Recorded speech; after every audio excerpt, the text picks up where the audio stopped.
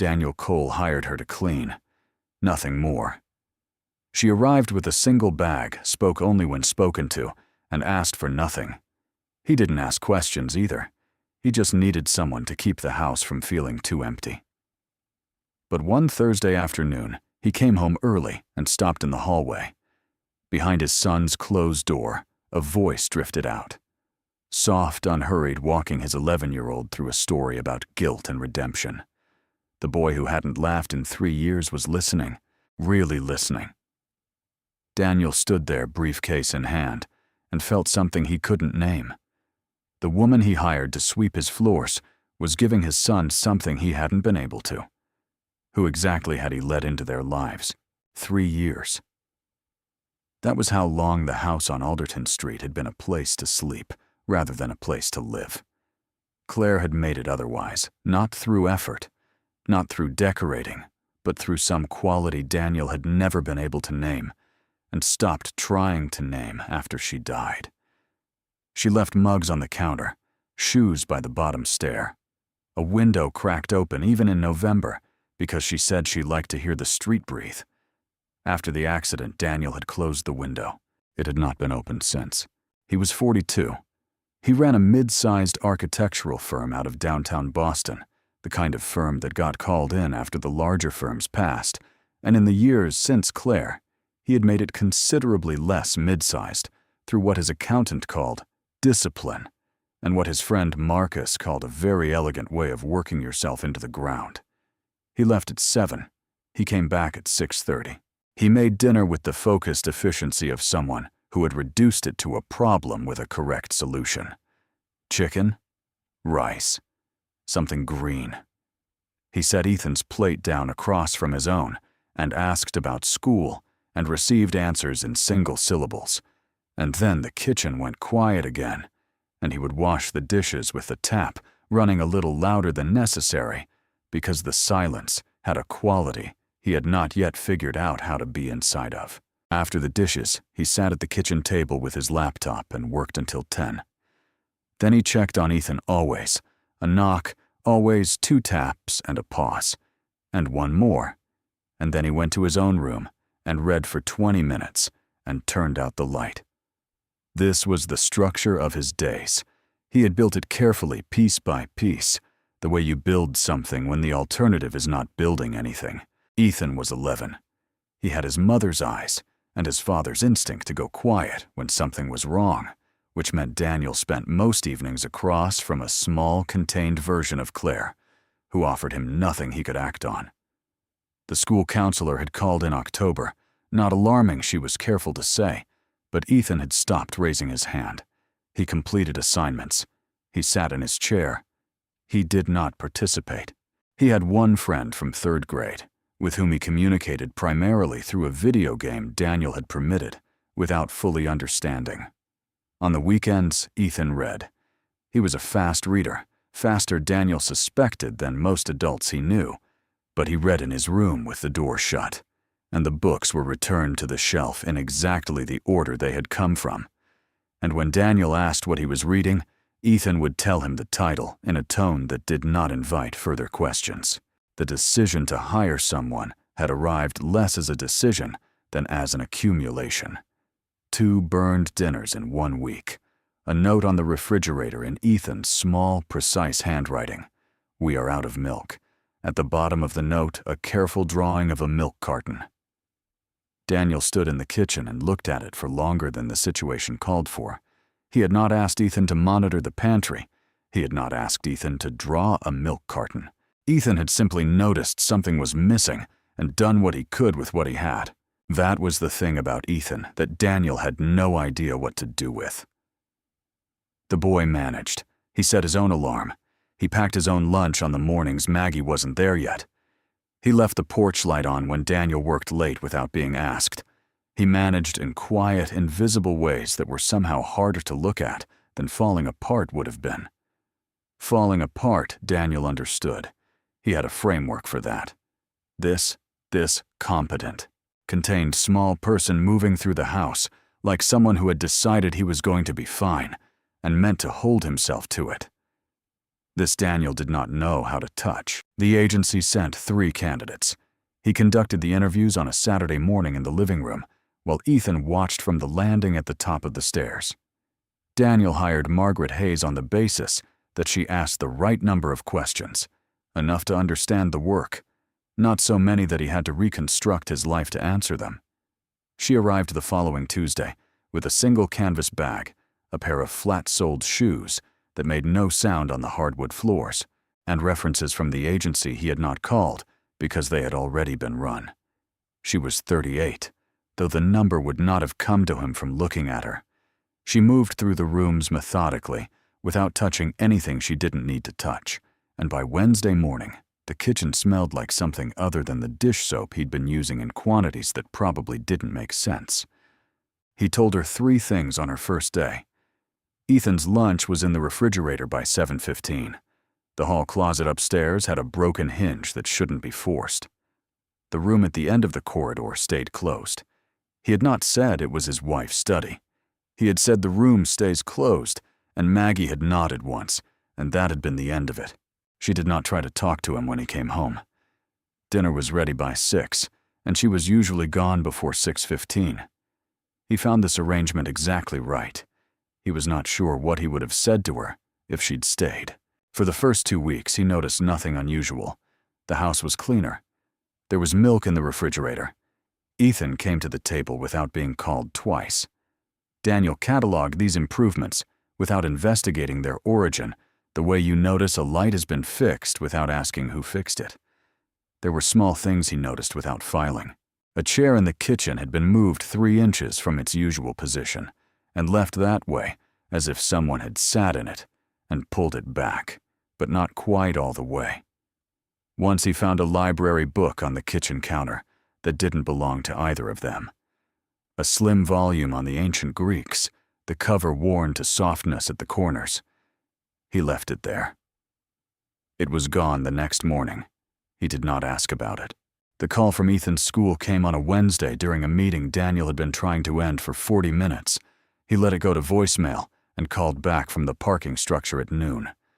The voice on the other end belonged to Mrs. Patterson, Ethan's English teacher, and she sounded like someone who had dialed the number several times before committing. She had a question about Ethan's most recent essay, she said.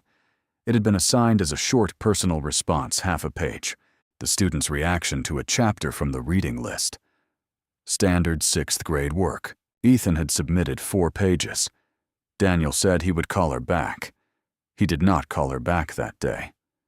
That evening at dinner, he looked at Ethan and tried to find an opening, and did not find one. Ethan ate his chicken, looked at his plate, asked if he could be excused. He went back upstairs. Daniel sat at the empty table for a moment, looking at Ethan's half-finished glass of water, and then he cleared the dishes and ran the tap too loud again. The next morning, Daniel pulled up the essay through the school's parent portal. He read it once, then he scrolled to the top and read it again. The writing was not simply good for a 6th grader.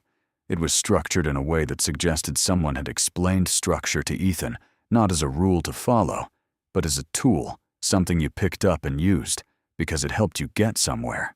There were references to authors Daniel half remembered from a literature survey he had mostly slept through at 20.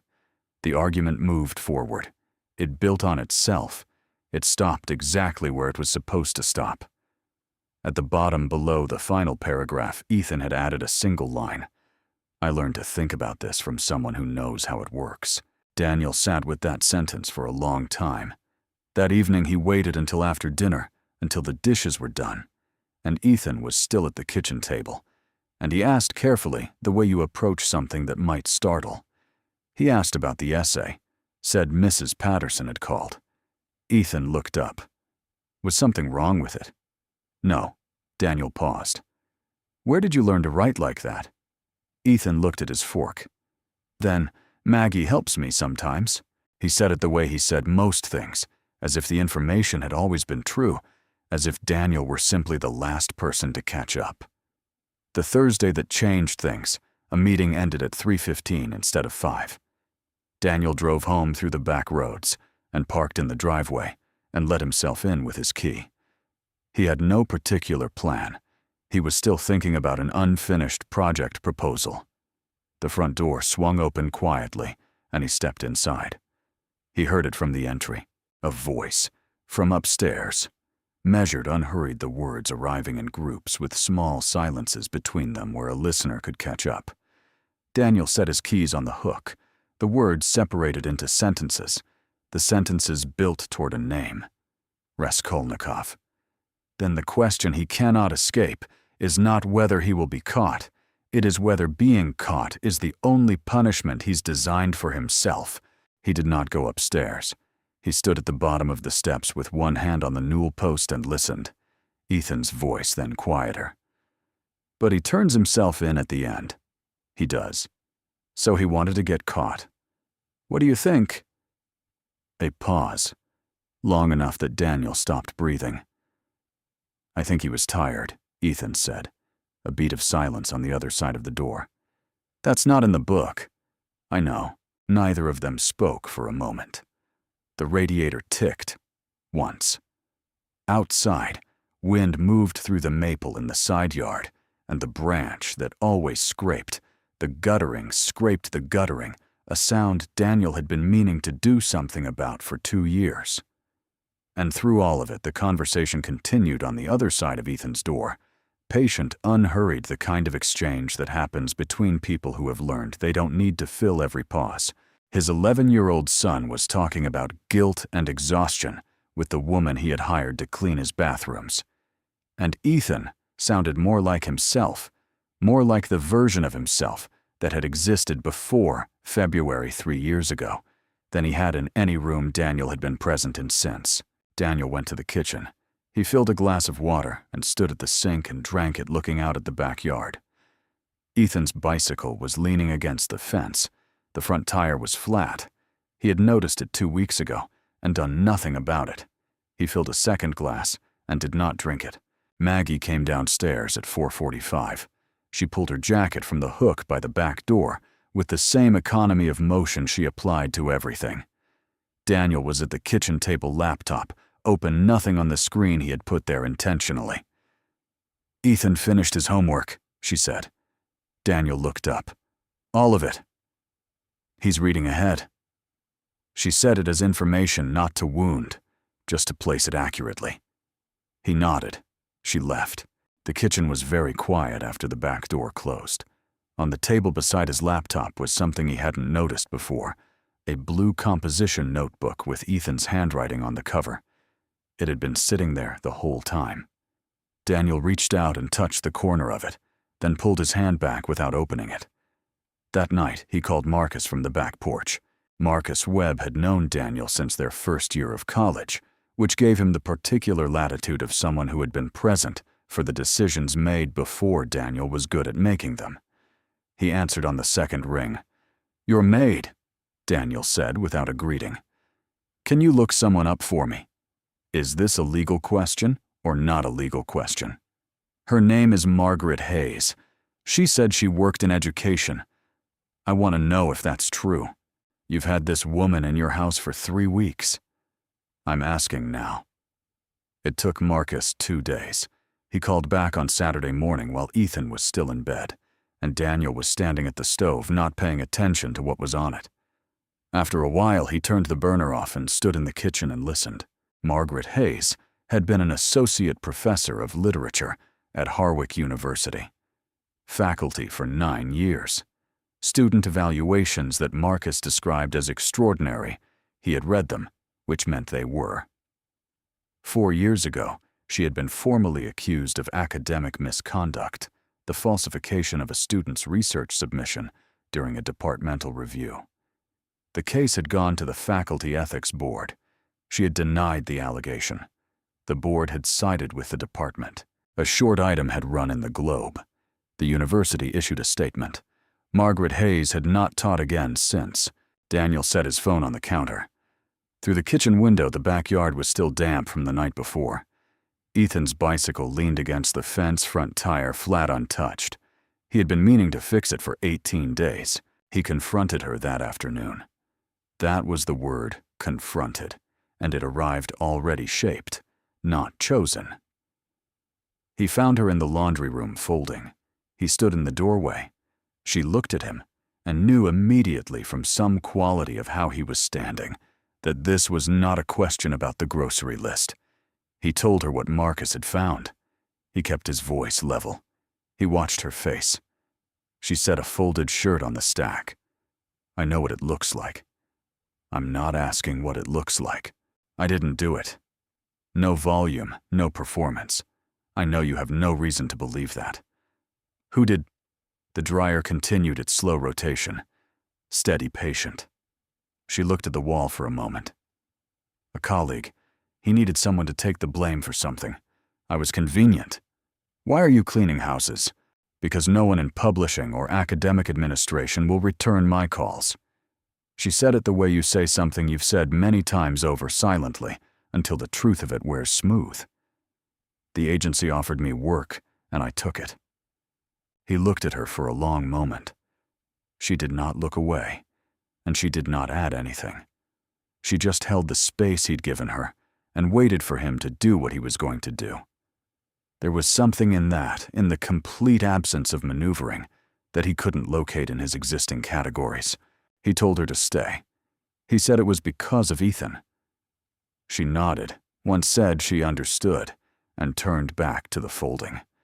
He returned to the kitchen and stood at the counter and thought about the flatness of it, the sheer, unremarkable flatness of a woman who had been accused of something lost, everything, and now folded other people's laundry and asked only what time she was needed. She had not asked for his sympathy. She had not tried to build a case. She had said one sentence, I didn't do it, with the plainness of someone who has long since stopped expecting it to be enough. He had believed sentences with far more supporting evidence and been wrong. He was not sure what he believed now. 3 days later, Marcus called again. Daniel was sitting in his car outside the office building. I found the colleague, Marcus said. Tell me. Ronald Briggs, chair of the literature department. Has been since the year she left. A pause. You know who else Briggs is, Daniel? He did. Ronald Briggs sat on the advisory board of the Jefferson Center, a $42 million educational campus that Daniel's firm had spent 14 months developing. 3 letters of recommendation. 2 site meetings. His name on documents that had moved the project forward in ways that would have taken years otherwise. Daniel, I heard you. This gets complicated. I know. He sat in the car after the call ended for 9 minutes. The radio was off. A pigeon walked across the hood and walked back. Daniel watched it without blinking. He gave himself 4 days before he did anything. He told himself he was being methodical. He told himself he was protecting the people who worked for him.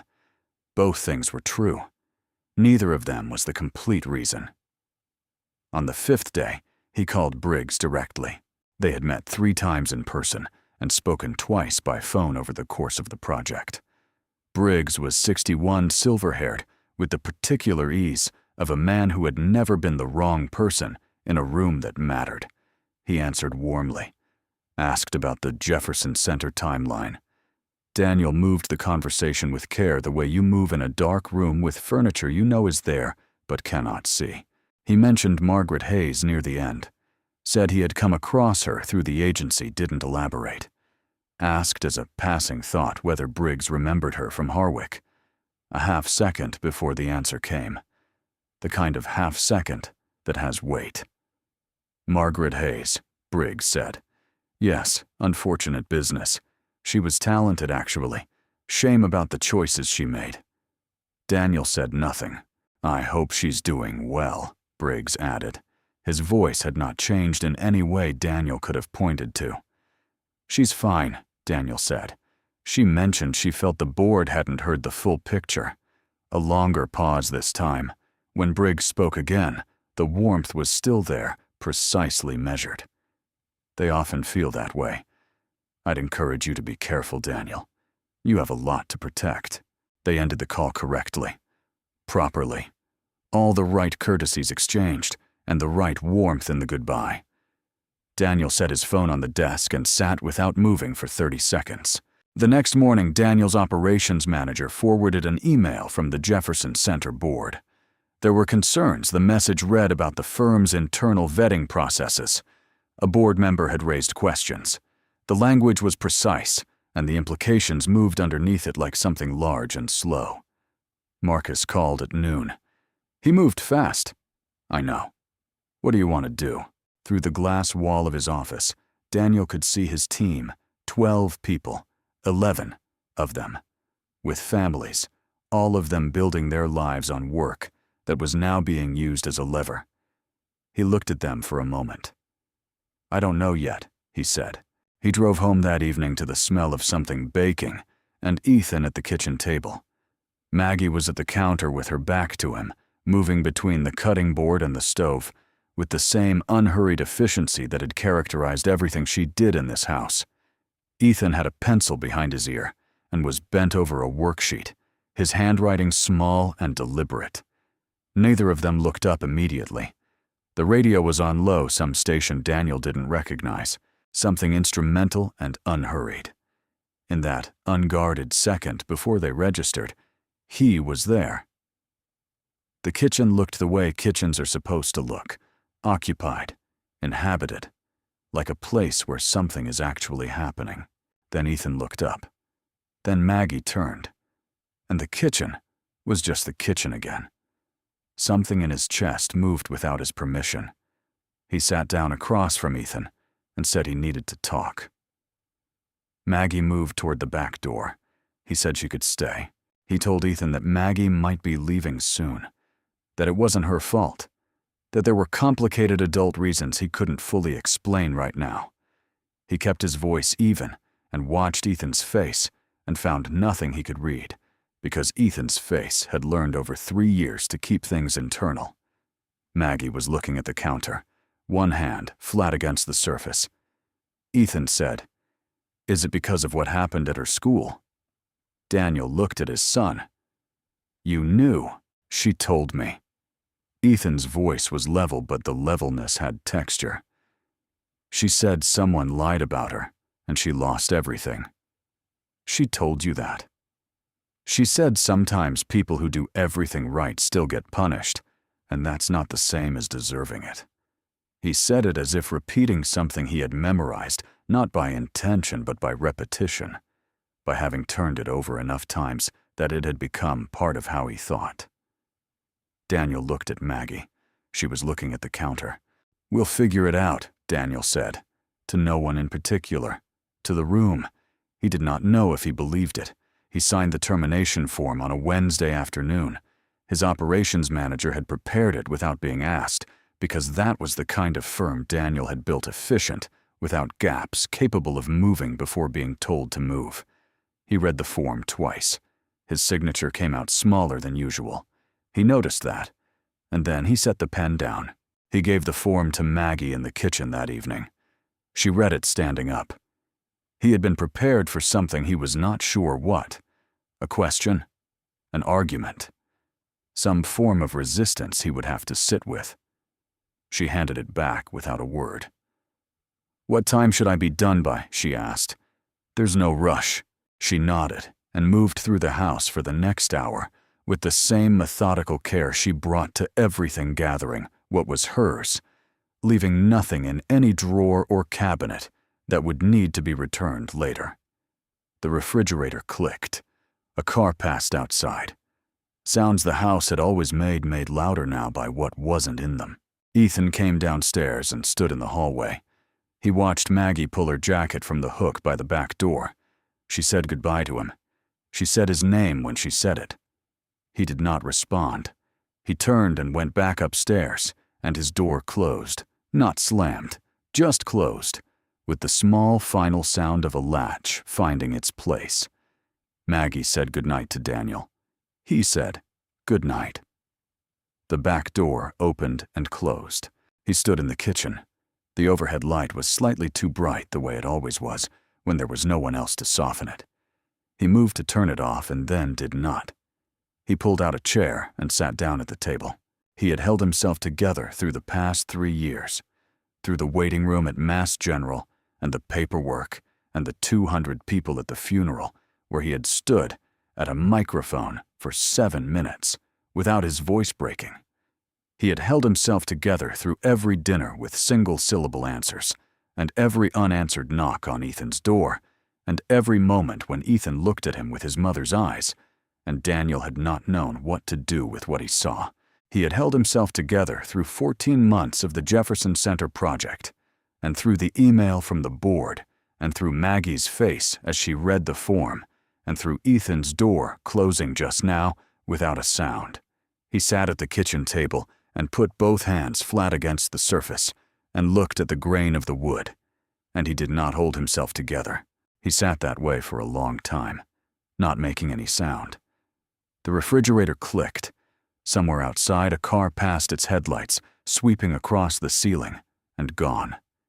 Just sitting with his hands on the table in a kitchen that was too quiet, and a house that was too large, and the overhead light was too bright.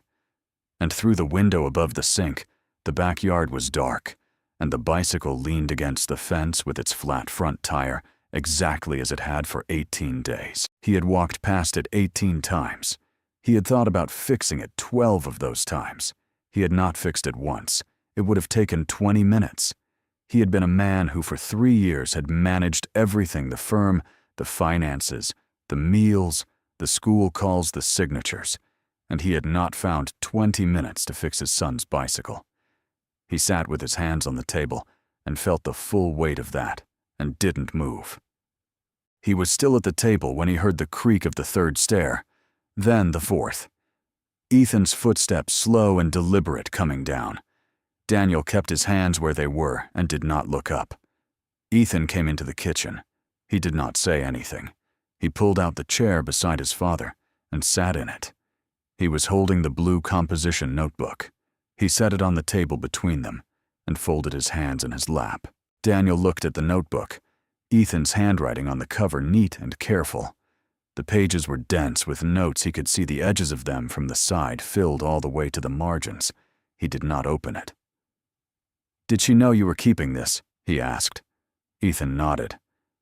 "She said writing things down is how you keep them." Daniel put one hand on the cover of the notebook. Then he got up and walked to the window. The backyard was dark. The bicycle was still there. He had not fixed it. "Go to bed," he said. "I'll fix the bike tomorrow." Ethan went. His footsteps went back up the stairs and across the hall, and his door closed softly. Then it was quiet. Daniel stood at the window for a long time. Then he picked up his phone and called Marcus. "Find me the student," he said. "From Harwick. The one who was in the room when it happened. The one whose submission was altered." Marcus was quiet for a moment. "You're sure about this?" "Find them," Daniel said. The knock on Ethan's door at 7:15 the next morning went unanswered. Daniel stood in the hallway. He had been knocking on this door for 3 years. Always this same knock. 2 taps, then a pause, then one more. Because early on in the months after the accident, he had walked in once without knocking and found Ethan sitting on the floor against his bed face, in his knees, not making any sound. And Daniel had stood in the doorway not knowing what to do, and then quietly pulled the door shut and gone downstairs and made breakfast. He had knocked every time since. It was the thing he knew how to do. He knocked again now. Then he opened the door. Empty. Bed made with a care unusual for a Thursday morning, the pillow straight. The blanket folded back at a precise angle. On the desk, where the blue composition notebook had been a piece of paper folded in half, with Daniel written on the front in Ethan's small, deliberate letters. He unfolded it. 3 words centered on the page. If, not us, who. He stood in the doorway for a moment. Then he got his keys. The address was in the agency file he kept in the bottom desk drawer. He drove east across the city, the traffic opening up as he left downtown behind, to a 3-story brick building with a buzzer panel and half the name slots blank. He pressed 2B and waited. Maggie's voice came through the speaker, careful and unhurried. "Yes." "It's Daniel Cole. I think my son is there." A pause. Then the door buzzed open. She was standing in the frame of her apartment door when he came up the stairs. Ethan was visible behind her, sitting at a small kitchen table with a mug beside him and a book open in front of him. He looked at his father without surprise, as if he had known the sequence of events before they unfolded. The apartment was small, one room visible from the doorway, a window that let in the morning east light, a shelf of books along one wall that went all the way to the ceiling and had been organized in a way that was not alphabetical, but was clearly organized. Paperbacks with cracked spines, hardcovers with library stickers still on them, a pair of reading glasses folded on the shelf at eye level. This was where she came after leaving their house at 6:15. This was what she came home to. He knocked at 6:30, Maggie said. I made him call the school. He has a phone, apparently. Daniel looked at Ethan. Something passed between them that had no name yet, but was moving slowly and with some certainty in the direction of one. How did you find her address? Daniel asked. Ethan glanced at the book on the table. She wrote it in the front of a book she lent me, in case I had questions.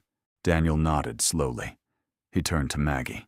She was standing with her arms crossed, not defensively, just the posture of someone who had learned to occupy less space than she needed. Her hair was still damp. She had not been expecting visitors at this hour. Marcus found the student, Daniel said. Maggie went very still. His name is Carl Whitfield. He kept the original submission, the version before it was altered. Daniel kept his voice level. He tried to come forward when it happened. Briggs told him it wouldn't be necessary. He's willing to speak now to whoever needs to hear it. The apartment was quiet. Outside, a bus went by, the sound of it arriving and swelling, and then drawing away until it was gone. Maggie's hand moved to the door frame. She held it. That's not a guarantee, she said. No, they might not reopen the case. They might not. She looked at him for a moment, really looked at him the way someone looks at something they're trying to take an accurate measure of. Why are you doing this? He considered several true answers. He chose the one that was most directly true. Because my son showed up at your door at 6:30 in the morning, he said. And the first thing you did was make him call the school. Maggie looked at Ethan. Ethan was looking at the book on the table. He picked it up without being asked and carried it to where Daniel was standing and held it out. A slim paperback. The spine cracked from being opened many times. Crime and Punishment. Used copy bought somewhere, a second-hand shop, probably the kind that stacks paperbacks in wire bins outside. In the front cover, in Maggie's handwriting, her address and a phone number. Below that, in different ink, added at a different time. In handwriting Daniel recognized immediately, she makes you think slower. Ethan had written that. About her. He had written it inside the book and given it back to her to keep. Daniel closed the cover. We'll figure it out, he said. The same words he had said in his kitchen 3 days ago. He meant them more now, and the difference was in something that didn't show. Ethan pulled his jacket on. He picked up the blue composition notebook from the table he had brought it with him, carried it across the city to a woman who lived alone in a small apartment, with books stacked to the ceiling, and held it for a moment, looking at the cover. Then he crossed the small kitchen to where Maggie was standing and held the notebook out to her. She looked at it. She did not take it right away. You should keep it, she said. You're the one who wrote it. I wrote it, so you'd have it, he said. She took it. She held it with both hands, cover face down against her palms, and her eyes went to the far wall. Not one muscle in her face moved, the kind of stillness that belongs to someone doing a great deal of work on the inside where it doesn't show. Ethan turned and walked to the door and stopped and looked back at his father. Daniel looked at Maggie. She was still holding the notebook. Outside the east-facing window, the morning light had shifted, arriving at an angle that changed the temperature of the room without warming it fully. Not yet, but different from what it had been when he walked in. He turned and followed his son out into the hall. Behind him, the apartment door stayed open.